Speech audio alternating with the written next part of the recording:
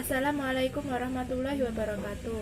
Perkenalkan, nama saya Farah Rizky Konita, NIM A5102100016, kelas A PGSD.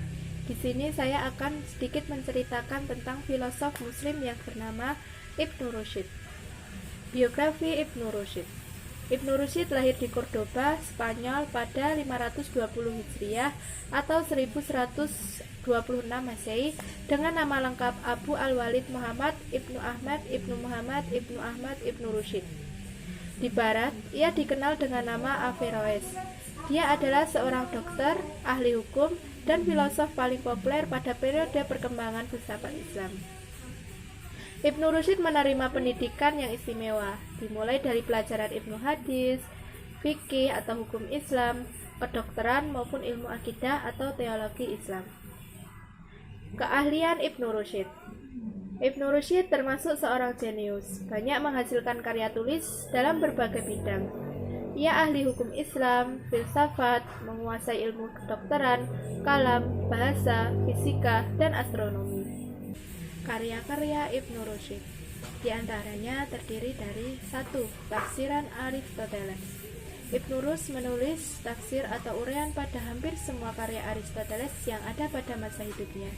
Yang tidak ia tulis tafsirannya hanya politika, karena ia tidak bisa mendapatkan buku tersebut. Ia membagi karya-karya ini menjadi 3 tipe: tafsir panjang, tafsir menengah, dan tafsir pendek. 2. Makalah filsafat. Di antaranya tentang akal atau intelek, waktu, dan benda-benda langit. Ia juga menulis beberapa makalah polemik atau perdebatan termasuk mengkritik Al-Farabi, Ibnu Sina, Al-Ghazali, dan beberapa topik. 3. Teologi. Ibnu Rusyid juga menulis karya bertopik akidah atau teologi. 4. Kedokteran. Yang paling terkenal berjudul Al-Kulliyah fit Tibb, Prinsip Umum Kedokteran. 5. Hukum.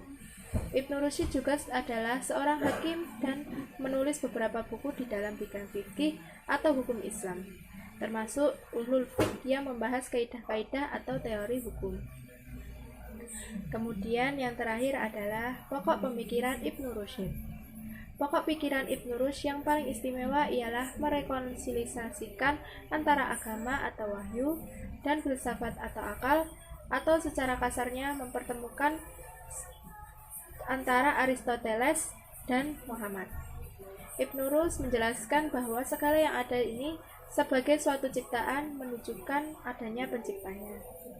Sekian yang dapat saya sampaikan tentang filosof Muslim Ibnu Rusyid. Bila ada salah kata, saya mohon maaf yang sebesar-besarnya. Wassalamualaikum warahmatullahi wabarakatuh.